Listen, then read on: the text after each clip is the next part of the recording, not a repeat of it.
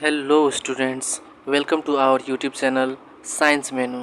मेरा नाम है अंकित राज और इस चैनल पर हम साइंस सब्जेक्ट का इम्पोर्टेंट टॉपिक्स डिस्कस करते हैं, जहां से आपका एनुअल एग्ज़ाम, बोर्ड एग्ज़ाम या CSIR नेट में डायरेक्ट क्वेश्चन आता है।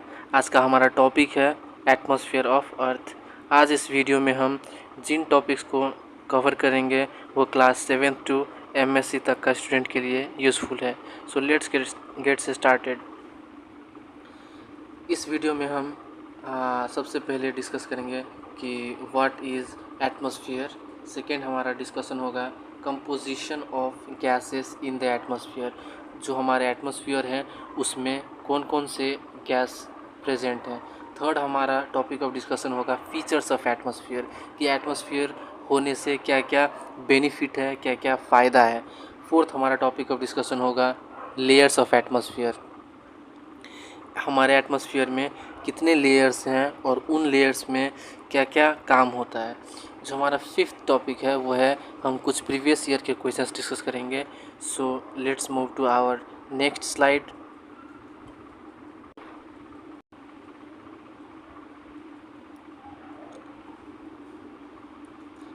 इस स्लाइड में हम डिस्कस करते हैं इंट्रोडक्शन, जो कि है एटमॉस्फेयर का डेफिनेशन। What is atmosphere?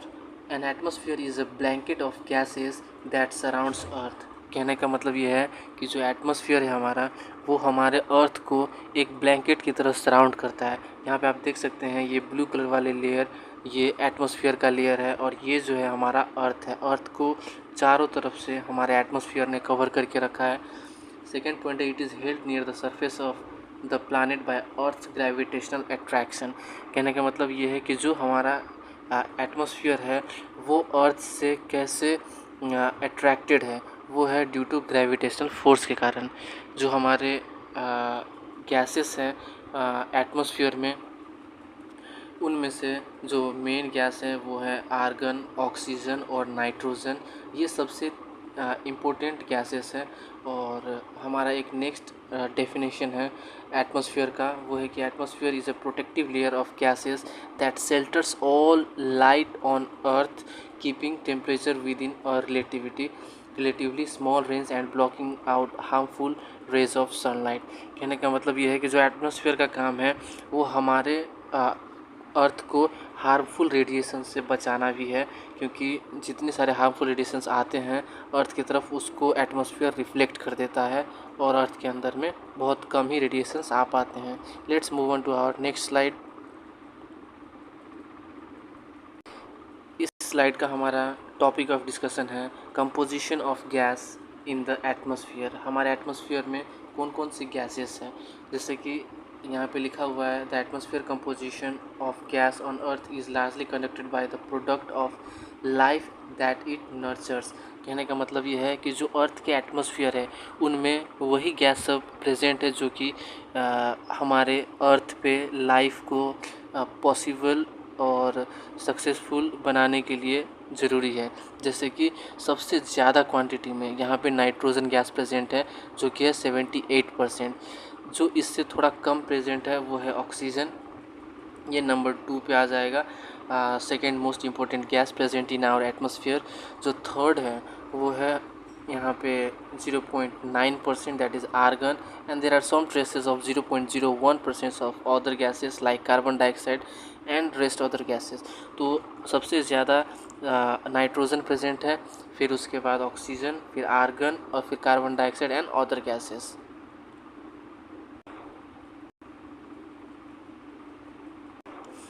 इस स्लाइड में हम डिस्कस करेंगे फीचर्स ऑफ एटमॉस्फेयर। एटमॉस्फेयर होने का क्या क्या फ़ायदा है, क्यों हमारे लिए एटमॉस्फेयर बहुत ज़्यादा इम्पोर्टेंट है, ज़रूरी है।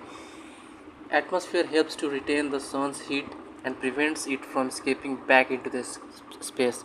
जो हमारे एटमॉस्फेयर है, एटमॉस्फेयर जो सन का जो हीट्स आते हैं वो कुछ हीट्स अंदर आ जाते हैं और कुछ हीट्स यहाँ से रिफ्लेक्ट होकर के चला जाता है।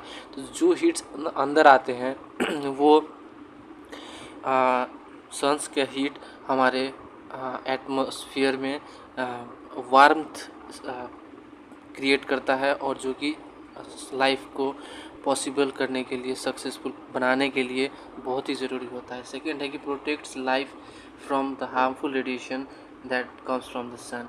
सन से जितने भी हार्मफुल रेडिएशंस आते हैं like UV radiations, UV C which is the most harmful radiations from coming from the sun, इन हार्मफुल रेडिएशन से भी हमारा एटमॉस्फेयर हमको बचाता है। यहाँ पे लिखा हुआ है कि atmosphere plays major role in earth's water cycle. अगर एटमॉस्फेयर नहीं रहेगा तो पृथ्वी पे बारिश भी नहीं होगा, और बारिश नहीं होगा तो यहाँ पे एग्रीकल्चर पॉसिबल नहीं होगा, और यहाँ पे बहुत ज़्यादा फूड स्कार्सिटी हो जाएगा। इसलिए भी हमारा अर्थ का जो एटमॉस्फेयर है वो इम्पोर्टेंट रोल प्ले करता है। जो हमारा फोर्थ पॉइंट है वो है helps keep the climate on the earth moderate. हमारे जो अर्थ पे एक मॉडरेट क्लाइमेट चाहिए लाइफ को पॉसिबल करने के लिए, लाइफ एग्जिस्ट करने के लिए, वो एटमॉस्फेयर के द्वारा ही पॉसिबल है। लिखा है there is no boundary between the atmosphere and outer space. Atmosphere और आउटर स्पेस के बीच में कोई ऐसा खास बाउंड्री है नहीं। The atmosphere gets less dense and denser until it blends into the outer space. कहने का मतलब ये है कि जो हमारा अर्थ का लोअर लेवल पे एटमॉस्फेयर है वो बहुत ही ज़्यादा डेंस है, लेकिन उसका ऊपर जितने भी सारे लेयर्स प्रेजेंट है वो सभी के सभी लेस डेंस होते जाते हैं, और एक समय ऐसा आता है कि वो आउटर स्पेस के साथ मर्ज हो जाता है। Now let's move on to our next slide.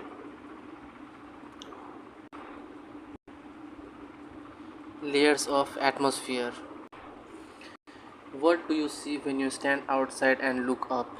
आप जब घर से बाहर अपने घर के बाहर जब खड़े होते हैं और ऊपर की ओर देखते हैं तो आप क्या देखते हैं? क्या वो ब्लू स्काई है, या फिर ग्रुप ऑफ क्लाउड्स देखते हैं? At night you might see a crescent moon star satellite. रात में आप या तो मून देख सकते हैं, सैटेलाइट देख सकते हैं, या तो स्टार देख सकते हैं, लेकिन आप जो हमारे एटमॉस्फेयर है उसको नहीं देख पाएंगे। ये एक कॉम्प्लेक्सिटी है। The atmosphere have the 5 distinct layers that are determined by the change in temperature that happens with increasing altitudes of Earth's atmosphere and are divided into different layers। कहने का मतलब है जो हमारा अर्थ है, अर्थ से हम जितना ऊपर जाएंगे वहाँ पे अलग अलग टेम्परेचर में वेरिएशंस आपको देखने को मिलेगा, और यही टेम्परेचर का वेरिएशंस डिसाइड करता है डिफरेंट लेयर्स ऑफ एटमॉस्फेयर, जिसमें कि सबसे पहला यहाँ पे लेयर है ट्रोपोस्फियर, उसके ऊपर में स्ट्रेटोस्फियर, फिर मेसोस्फियर, फिर thermosphere, and at last there is exosphere. तो चलिए अब हम देखते हैं डायग्राम में कि एक्चुअली में ये लेयर किस तरीके से एग्जिस्ट करता है। ये हमारा डायग्राम है लेयर्स ऑफ अर्थ एटमॉस्फेयर का। आप देख सकते हैं सबसे नीचे में है यहाँ पे ट्रोपोस्फियर ही सबसे नियरेस्ट लेयर है हमारा, और ये लेयर एक्सटेंड होता है फ्रॉम 0 to 12 किलोमीटर्स।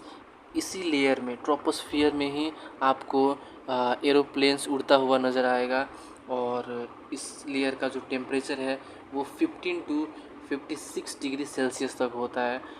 और इसके ऊपर जो नेक्स्ट लेयर है हमारा वो है स्ट्रेटोस्फियर का। स्ट्रेटोस्फियर जो है एक्सटेंड करता है फ्रॉम 11 किलोमीटर टू 50 किलोमीटर, और जो इसका नेक्स्ट लेयर है वो है मेसोस्फियर का। मेसोस्फियर्स में बहुत सारे मीटियोर्स आपको देखने को मिलेगा रात में।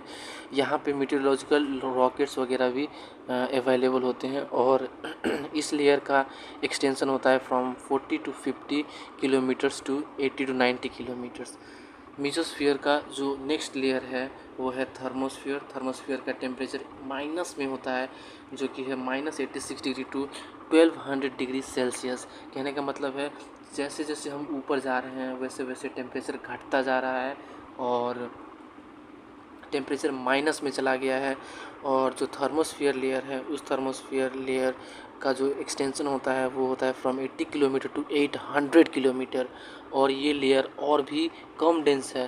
जो लास्ट लेयर है वो है एक्सोस्फियर का। इसमें आपको स्पेसशिप वगैरह, सैटेलाइट वगैरह रोटेट होते हैं और इसी लेयर में प्रेजेंट होते हैं, और इस लेयर का एक्सटेंशन है फ्रॉम 800 किलोमीटर टू 3000 किलोमीटर्स। इस तरीके से आप देख सकते हैं कि अलग अलग लेयर्स अलग अलग डेंसिटी को प्रेजेंट करता है, अलग अलग टेम्परेचर होता है, और अलग अलग किलोमीटर तक फैले होते हैं। जो हमारे नज़दीक हैं वो है ट्रोपोस्फियर। यहाँ से क्वेश्चन बन सकता है कि किस लेयर में, कौन से लेयर हमसे सबसे नज़दीक हैं, किस लेयर में सैटेलाइट देखने को मिलता है, किस लेयर में मीटेओराइट्स का शावर देखने को मिलता है। इस तरीके से क्वेश्चंस बनाए जा सकते हैं। Let's move on to our next slide, that is troposphere. जो हमारा फर्स्ट लेयर है उसके बारे में हम अब डिस्कस करेंगे। और जो ट्रोपोस्फियर लेयर है वो हमारे लोएस्ट लेयर है फ्रॉम द अर्थ एटमॉस्फेयर। ये स्टार्ट होता है from the surface of the earth and it goes up to the height of 8 to 18 kilometre. कहने का मतलब है कि अर्थ सरफेस से जो 8 to 18 किलोमीटर तक ये लेयर फैला होता है। इसमें सभी तरीके के आपको वेदर चेंजेस का फेनोमेना देखने को मिलता है। यहाँ से क्वेश्चन बन सकता है कि weather change phenomena can be seen in which layers. तो आप ट्रोपोस्फियर में टिक मारेंगे। जो टेम्परेचर है वो ऊपर जाने पर डिक्रीज़ होते जाता है with increase in the height, and ये 1 डिग्री सेल्सियस के रेट से एवरी 165 मीटर पे वेरी करेगा। और जो जोन हमारा ट्रोपोस्फियर को अगला लेयर, नेक्स्ट लेयर से डिफ़र करवाता है उसको बोलते हैं ट्रोपोपोज। ट्रोपोपोज एक ऐसा ट्रांजिशनल जोन है जो कि सेपरेट करता है ट्रोपोस्फियर को स्ट्रेटोस्फियर से। आपको यहाँ से भी एक क्वेश्चन देखने को मिल सकता है एग्जाम में कि which transitional zone separates troposphere from the stratosphere. तो वहाँ पे उसका करेक्ट आंसर हो जाएगा ट्रोपोपोज। Let's move on to our next slide and next layer, that is stratosphere. Stratosphere जो है हमारा सेकेंड लेयर है और ये स्ट्रेटोस्फियर एक्सटेंड होता है up to the height of 50 kilometre from the earth surface, above earth surface. और ये हमारा सेकेंड लेयर है। ये एक्सट्रीमली ड्राई लेयर है due to the lower water vapour content. इसमें वाटर वेपर का कंटेंट बहुत कम होता है और इसलिए ये ड्राई होते हैं। आपको क्वेश्चंस में आ सकता है कि which is the dry layer of atmosphere. तो आप वहाँ पे स्ट्रेटोस्फियर को टिक कर सकते हैं। Located above the stormy weather with strong and consistent horizontal winds, contains ozone layer. ये सबसे ज़्यादा इम्पोर्टेंट है स्टूडेंट्स, आप इसको नोट कर सकते हैं कि ओजोन लेयर जो है वो हमारे स्ट्रेटोस्फियर में प्रेजेंट होते हैं, जो कि इस डायग्राम में आप यहाँ पे देख सकते हैं। ये एक ओजोन लेयर है। ओजोन लेयर किस लेयर में प्रेजेंट होता है? तो वो स्ट्रेटोस्फियर लेयर में प्रेजेंट होता है। यही ओजोन लेयर यूवी रेज को एब्जॉर्ब करता है और अर्थ को बचाता है from the harmful radiations. Stratosphere और उसके अबव जो लेयर है उसको सेपरेट करने वाले जो ट्रांजिशनल जोन है उसको बोलते हैं स्ट्रेटोपोज। स्ट्रेटोपोज सेपरेट करता है स्ट्रेटोस्फियर को from the mesosphere. Now let's move to our next. हमारा नेक्स्ट लेयर है मीजोस्फियर। मीजोस्फियर हमारा थर्ड लेयर है और इस लेयर में आपको मीटियोर शावर देखने को मिलेगा। मीटियोर्स जितने भी स्पेस से आते हैं टुवार्ड्स द अर्थ सरफेस वो इसी में बर्न हो जाते हैं। और जो हमारा मीजोस्फियर है वो coldest layer of the atmosphere है। यहाँ पे क्वेश्चन आ सकता है कि which is the coldest layer of atmosphere. तो आप वहाँ पे मीजोस्फियर में टिक कर सकते हैं। ये स्टार्ट होता है 50 किलोमीटर से और एक्सटेंड होता है अप टू 80 किलोमीटर से अबव द अर्थ सरफेस।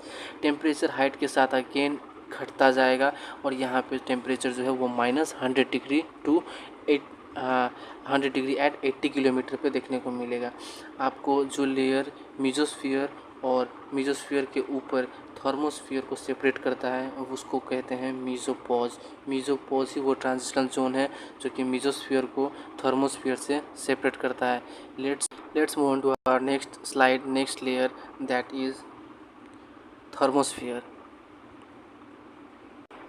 जो मीजोपोज का जो लेयर है इससे 400 किलोमीटर एबव जो लेयर्स लाई करता है वो है हमारा थर्मोस्फियर। 400 किलोमीटर से above the mesopause reflects the radio waves emitted from the अर्थ।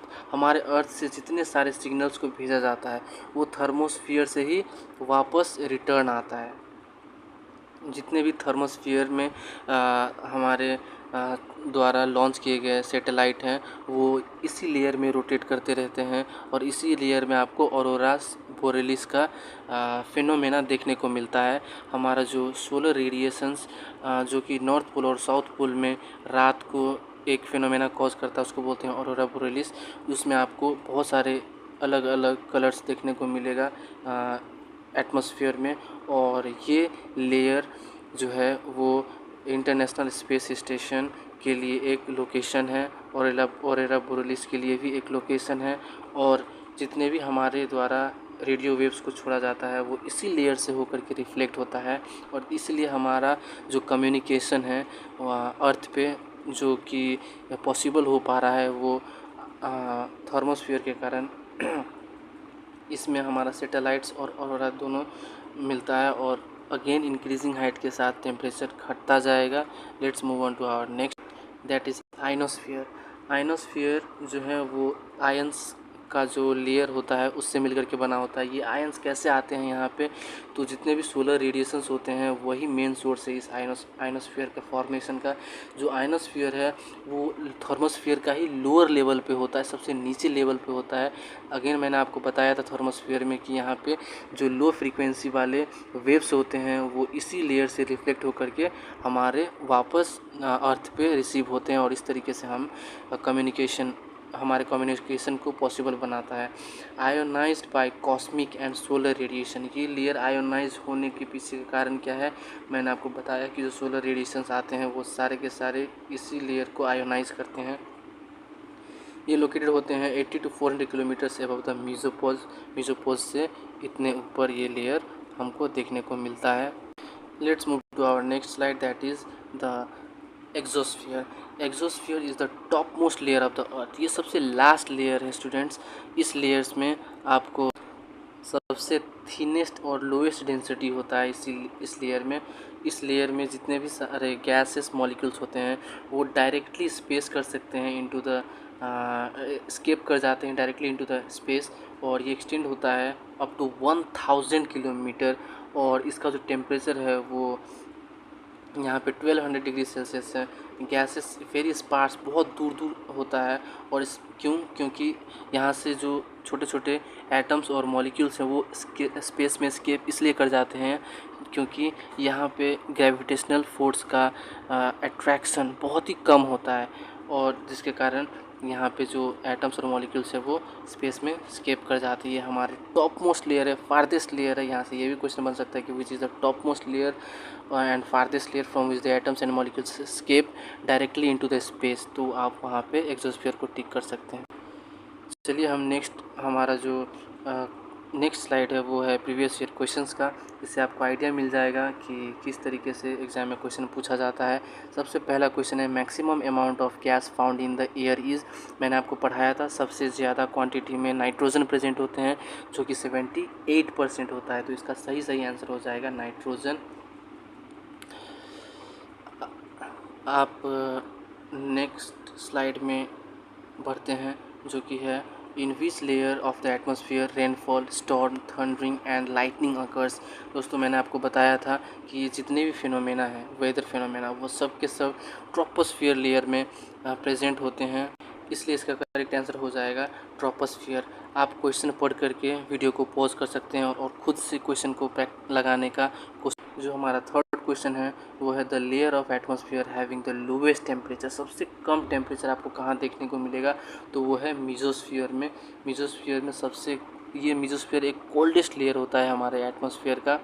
जो फोर्थ क्वेश्चन है उसमें पूछा गया है कि ozone layer is found in which layer of atmosphere. तो मैंने आपको बताया था कि ओजोन लेयर, ये क्वेश्चन आ सकता है एग्ज़ाम में कि किस लेयर में मिलते हैं, तो उसका आंसर हो जाएगा स्ट्रेटोस्फीयर। ये बहुत ही इंपॉर्टेंट क्वेश्चन है, आप इसको नोट कर सकते हैं। आज का हमारा लास्ट क्वेश्चन है the gases mainly found in the exosphere layer are. जो गैसेस एक्सोस्फीयर लेयर में पाए जाते हैं वो कौन कौन से हैं, आप इसको याद रख सकते हैं। वो मेनली हाइड्रोजन एंड हीलियम होते हैं।